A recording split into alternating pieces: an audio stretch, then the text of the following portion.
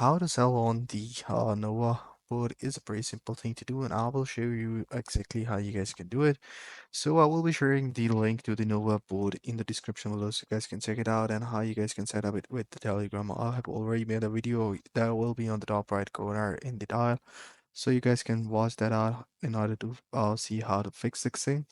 So first thing first is that if you already own any asset, that would be shown right in the position tab. So if you go ahead and click on that, your all of your assets will be shown right over here. So you guys can click on the asset that you want to sell, for example, any asset that you want, and you can select between different sort of percentages. For example, any percentage that you want to sell off. For example, that could be from 1 to 100.